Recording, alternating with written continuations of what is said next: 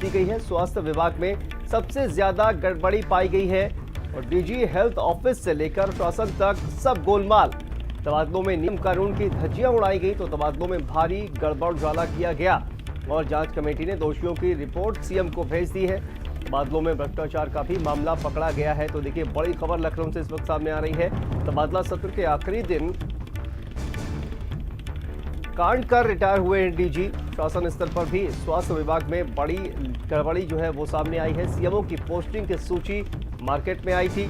जारी होने से 3 दिन पहले सूची मार्केट में घूम रही थी। मुख्य सचिव की अध्यक्षता में जांच कमेटी बनी थी। उसके बाद जांच रिपोर्ट देखिए मुख्यमंत्री को सौंप दी गई है। तबादलों में बड़ा भ्रष्टाचार सामने आया है। शासन स्तर पर भी स्वास्थ्य विभाग में बड़ी गड़बड़ी। सीएमओ की पोस्टिंग की सूची मार्केट में आई थी। जारी होने से 3 दिन पहले ही सूची मार्केट में घूम रही है। और ये देखिए, और इसी खबर पर हमारे साथ स्टेट हेड वीरेंद्र सिंह जी हमारे साथ फोन लाइन पर जुड़ गए हैं। वीरेंद्र जी, देखिए, अब ये स्वास्थ्य विभाग में भी सबसे ज्यादा गड़बड़ी पाई गई है।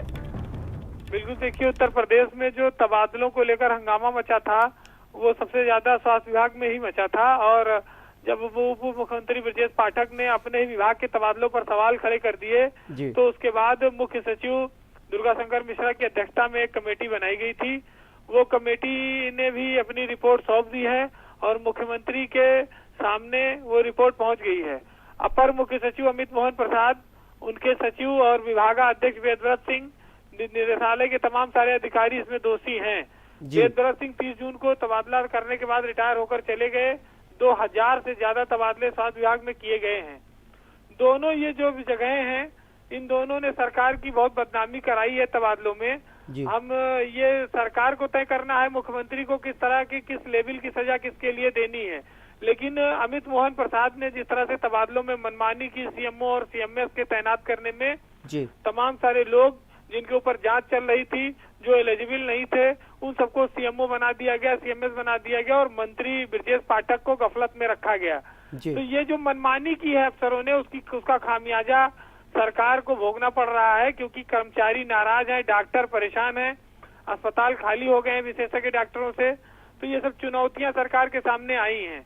अब ये देखना होगा कि मुख्यमंत्री के स्तर पर ये निर्णय कब तक होता है और किस स्तर का होता है। जी बिल्कुल, तो अमित मोहन प्रसाद इस पूरे मामले में वीरेंद्र जी दोषी पाए गए हैं, उन पर भी कार्रवाई हो सकती है। देखिए, वो विभागीय अपर मुख्य सचिव है, उनकी सीधे जिम्मेदारी बनती है। शासन के बिना इच्छा के कोई सीएमओ नहीं बन सकता है जिले में। विभागाध्यक्ष के पास डॉक्टरों तक के तबादले का अधिकार होता है।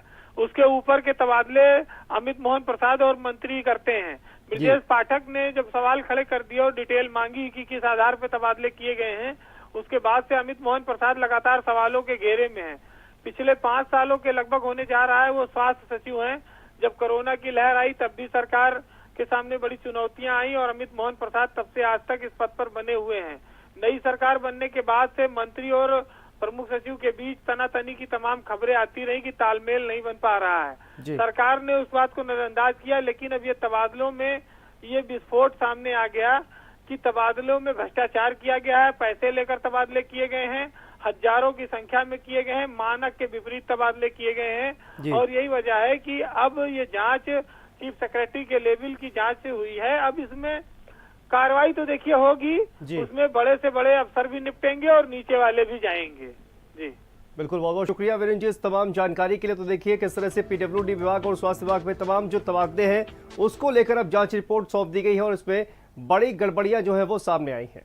तो इस बुलेटिन में फिलहाल इतना ही, लेकिन खबरों का सिलसिला लगातार जारी है। आप देखते रहिए भारत समाचार।